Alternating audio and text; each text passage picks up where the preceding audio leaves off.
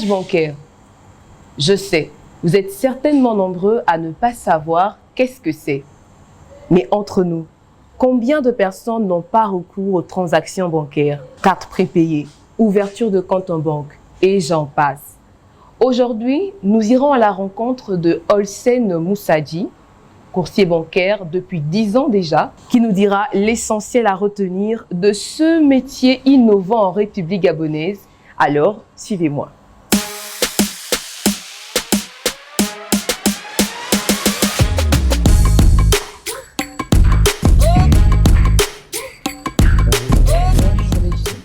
Merci beaucoup. Alors aujourd'hui, nous parlons du métier de courtage bancaire. Nous voulons savoir qu'est-ce que c'est. Mais alors, avant tout, vous présentez. Tout d'abord, nous vous remercions de votre passage chez nous. C'est aussi l'occasion pour moi de vous présenter mes vœux les meilleurs. Merci, à vous également. Voilà, de santé surtout, voilà, et de paix et de prospérité. Donc, qui est Monsieur Moussadji? C'est ce jeune Gabonais, âgé de 39 ans, voilà, père de 2 enfants, qui dirige la société Olsen Courtage, donc directeur général de la société Olsen Courtage. Alors, courtage bancaire, qu'est-ce que c'est? Courtage bancaire, qu'est-ce que c'est? Déjà, ce qu'il faut comprendre, c'est premièrement l'expression courtage. C'est cet intermédiaire, ce commercial indépendant qui fait dans la facilitation des produits et services bancaires d'ailleurs, dans ce sens, qui englobe tout un tout petit peu la définition en elle-même. Pourquoi, à la fin de vos études, vous avez décidé de faire du courtage bancaire? Et quel est votre parcours qui vous a amené à ce métier?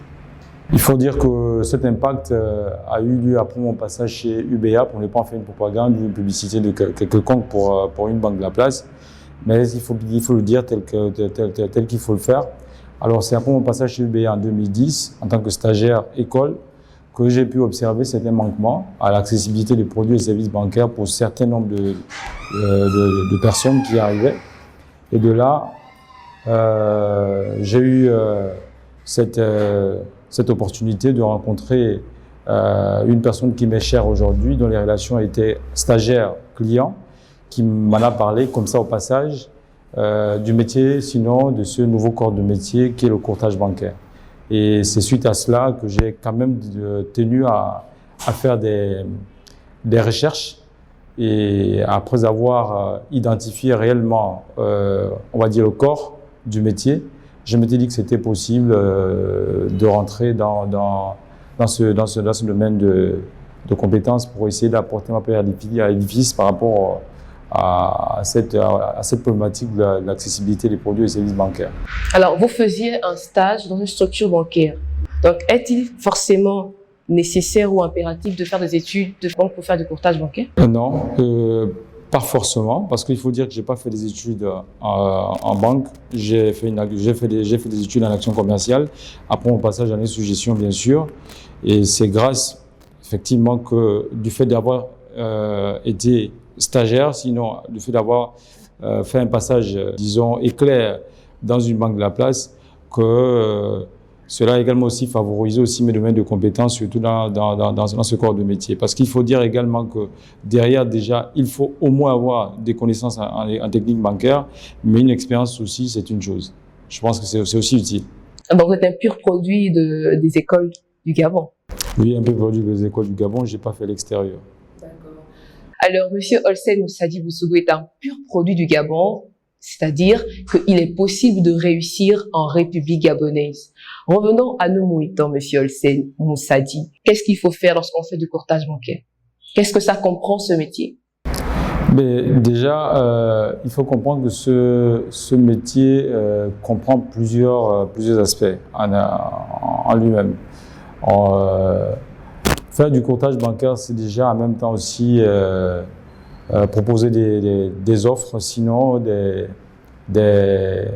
services qui en même temps doivent être sous forme de facilitateurs, bien premièrement. Donc c'est le cas par exemple d'Olsen Courtage qui a à sa disposition un réseau d'agences aujourd'hui pour le bien de plus grand nombre, mais aussi de nos partenaires.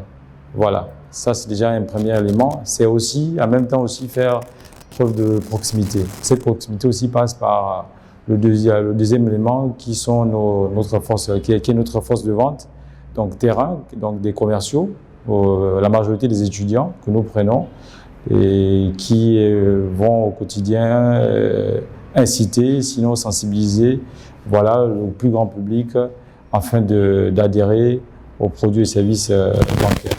Alors, vous, dans la peau d'un courtier bancaire, chaque matin, quel est votre quotidien? Déjà, c'est d'arriver tous les matins et de me dire que j'ai un challenge, celui d'impacter mes partenaires chaque jour au quotidien, d'impacter notre clientèle qui, déjà, ça donne à un nouveau comportement parce qu'il faut dire qu'au préalable, déjà, ils allaient directement auprès de leur banquier, sinon leur agent de banque. Aujourd'hui, ils doivent faire référence à un courtier bancaire, sinon à un intermédiaire. Que cet intermédiaire, derrière, qui devrait éventuellement, dorénavant, faciliter leur rythme de vie. Parce que après, il faut dire que l'intermédiaire, c'est celui également aussi qui permet au client de ne plus être stressé, de ne plus forcément chercher à faire, disons, tout de lui-même. Donc, dorénavant, c'est remettre sa situation, voilà, auprès d'un courtier et derrière, lui, il le traite pour vous, voilà, auprès de différentes banques avec lesquelles il se trouve en collaboration, bien sûr. Je parle du courtier bancaire. Et si c'est un nouveau métier, ça sous-entendrait que hier, il n'y en avait pas de courtage bancaire. Alors, quel est donc l'avantage de ce métier aujourd'hui? Les avantages sont multiples. Voilà, comme je l'ai dit déjà, c'est faciliter l'inclusion bancaire, l'inclusion financière, qui n'est rien d'autre qu'amener le plus grand nombre, comme je le disais, à adhérer aux produits et services bancaires, bien sûr. Cette inclusion aussi passe par, on va dire, cette proximité que nous mettons au quotidien vis-à-vis de nos clients et, on va dire, des partenaires avec qui nous sommes. Donc, c'est pas le réseau, sinon c'est par les canaux de distribution que nous mettons, voilà, à disposition, tels que notre réseau d'agences qui aujourd'hui marque un tournant assez considérable pour certaines banques qui estiment que dorénavant, pour essayer un peu d'échapper à tout ce qui régorge les files d'attente et certains de services qu'ils ne peuvent pas forcément tout de suite gérer, il faut forcément faire appel à un courtier qui viendrait en appui, bien sûr, dans ce sens. Je vous invite à me suivre dans mon bureau, s'il vous plaît.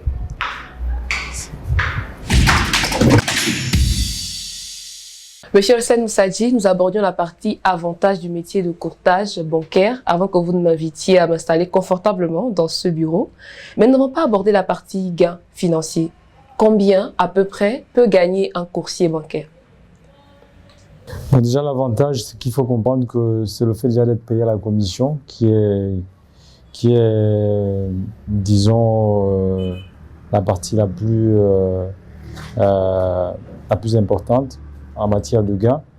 Donc, le courtier bancaire, comme je le disais tantôt, définit son gain également sur la base des réalisations qu'il peut arriver à faire, bien sûr.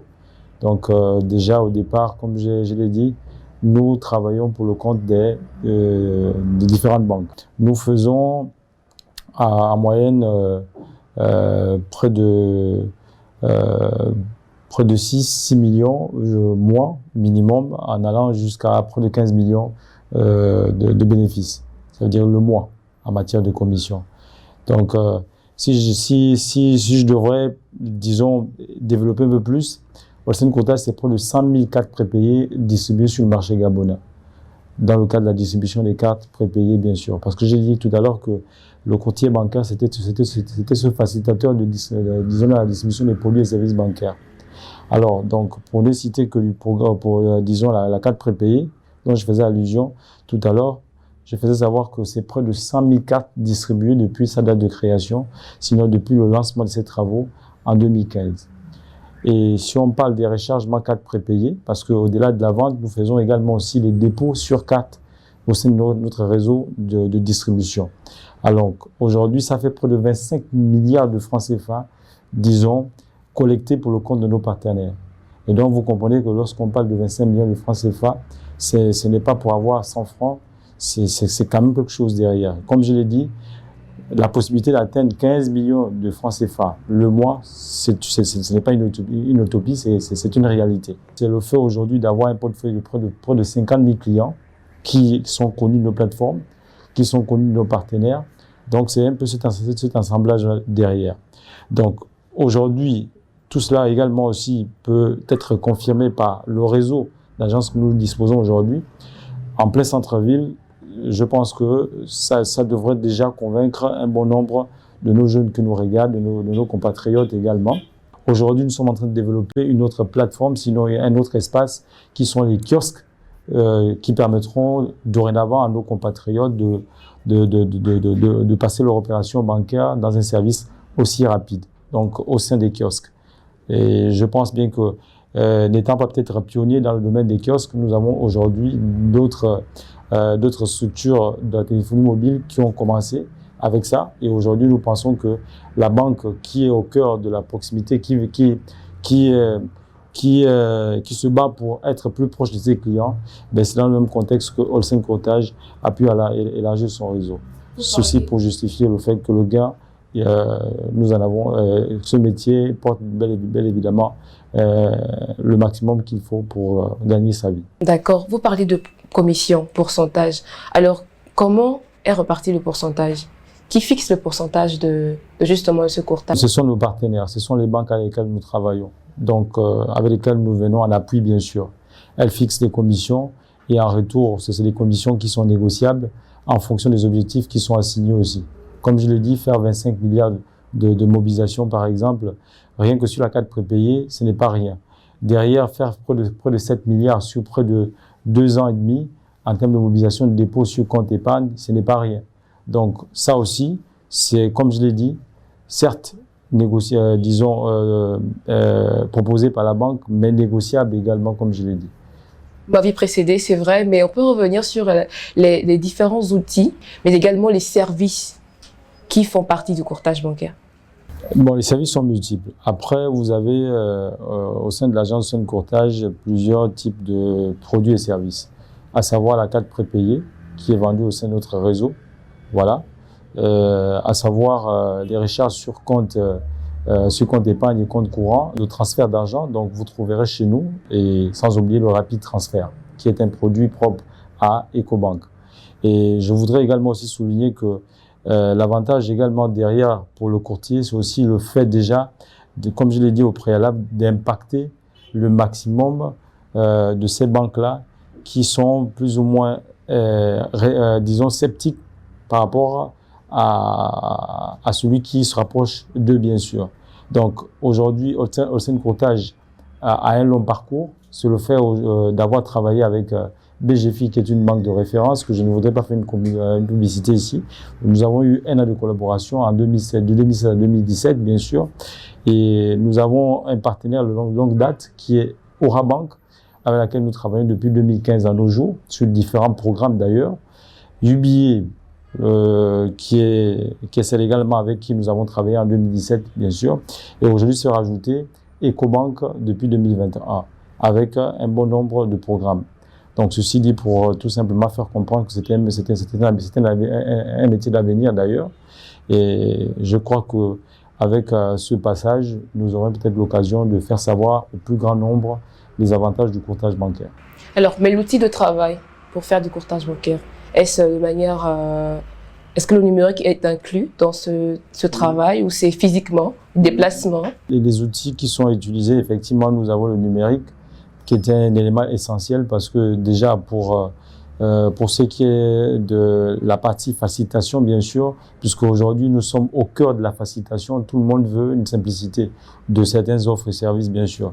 Et donc c'est là que entre également ce domaine d'activité, bien sûr, qui cadre avec les numériques. Donc proposer on va dire des offres plus rapides. Donc je prendrai par exemple le fait de recharger sa carte via une application. Ça, on a besoin de numérique. Et nous avons aussi la phase terrain, bien sûr, qui est une phase pratique où il faut aller descendre auprès de cette même clientèle qui attend que ça, parce que le but, c'est également aussi de toucher ces personnes de manière physique.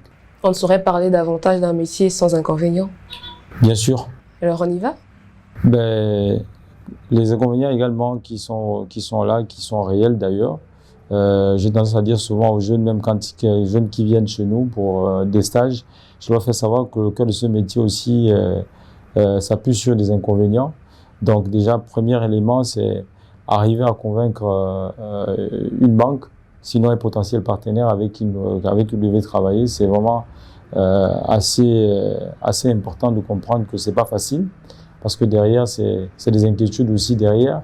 C'est aussi cette clientèle-là aussi qui est frileuse, parce qu'au regard de tout ce que nous avons pu observer avec bon nombre des institutions qui ont causé certains mal à beaucoup de nos compatriotes, dont je ne voudrais pas citer le nom des institutions. Voilà, donc je crois que ça fait partie des inconvénients, parce que vous avez le refus pour certaines personnes. Donc il y a aussi une forme de rejet. Voilà. Vous allez en tant qu'intermédiaire pour faire comprendre à quelqu'un que je deviens votre nouveau médecin, au lieu d'aller directement chez le médecin, alors qu'il a déjà vécu cette situation.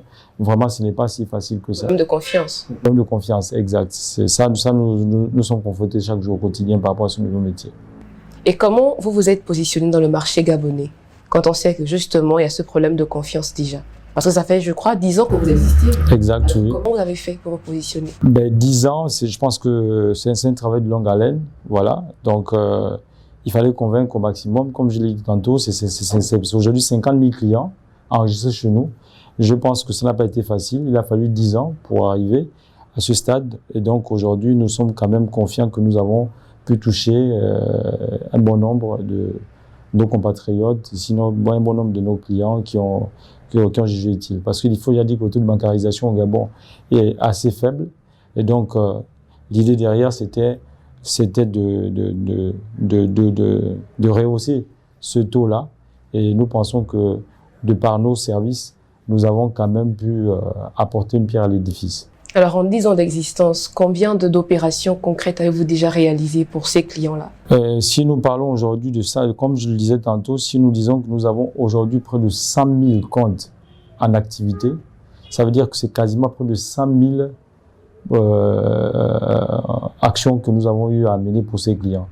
Ça, c'est uniquement sur un seul programme. C'est 100 000 en termes d'accompagnement que nous avons eu à apporter. Et donc là, c'est, comme je le disais, sur le programme 4 prépayé. Et si on va sur un autre aspect qui sont les comptes bancaires, c'est près de 36 000 comptes réalisés, entre autres. Donc, vous voyez que tout de suite, le nombre est incalculable, mais il est là.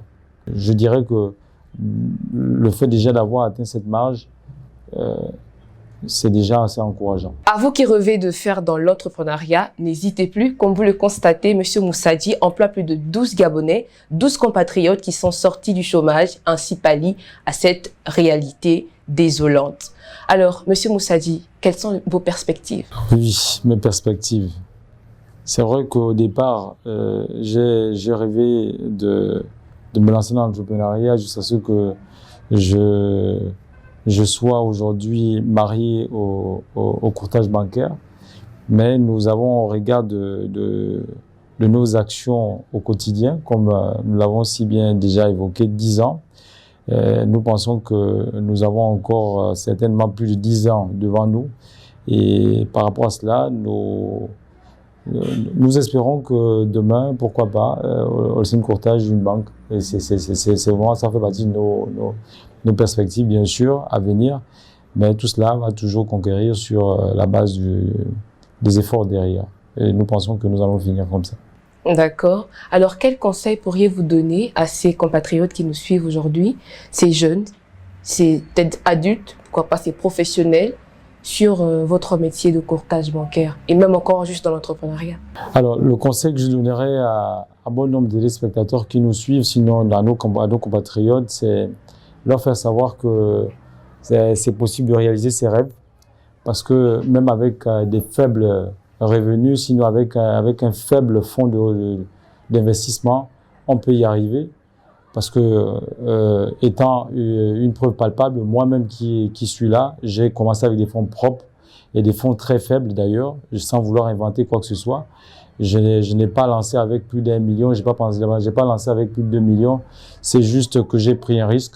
Comme tout jeune, moi, j'ai eu à prendre mes responsabilités avec les petites épargnes que j'ai pu avoir et je me suis lancé sans hésiter. D'ailleurs, même que mon premier parcours a été l'une de mes agences du côté de PK8 où je ne payais quasiment pas grand-chose. C'était quoi? C'était 100 000 à l'époque où j'avais la possibilité de gérer entre le loyer et l'électricité. Et tout ça m'a valu également aussi un démarrage avec un ventilateur dans un petit local. Hein. Ça, c'est une chose. Et j'ai des témoins qui peuvent le certifier. Donc, aujourd'hui, j'ai des employés même qui sont encore là avec nous, qui ont vu nos démarrages. Donc, ça, c'est juste également pour faire comprendre que c'est possible. Alors, de l'autre côté, vous avez plus ou moins entendu ce que j'ai fait savoir que le métier de courtage, c'est pas un métier négligeable, comme je l'ai dit déjà. Aujourd'hui, le fait d'avoir un réseau de 3 agences, je ne le pensais pas hier, mais ça s'est matérialisé. Et donc, ça veut dire qu'il y a du gain à gagner. Il y a beaucoup à faire derrière. Et je crois également que le fait aussi d'arriver à impacter positivement, on va dire, ces institutions qui souvent ont du mal à faire confiance, c'est déjà une preuve que le courtage bancaire est un avenir pour demain. Donc, merci encore et j'espère tout simplement que beaucoup viendront vers nous, pourquoi pas, et nous aurons l'occasion de mieux encore discuter sur ce nouveau métier d'avenir d'ailleurs. Voilà l'essentiel à retenir du métier de courtage bancaire, qui est un intermédiaire entre une banque et un particulier. Vous l'avez certainement remarqué, aujourd'hui pour ce numéro, il n'y aura pas de seconde partie pratique pour la simple raison que le métier de courtage bancaire nécessite une confidentialité extrême car il regorge des données à caractère personnel. Merci d'avoir suivi ce énième numéro de votre émission et quant à moi, je vous dis à très bientôt sur un prochain numéro de À la découverte des métiers du futur.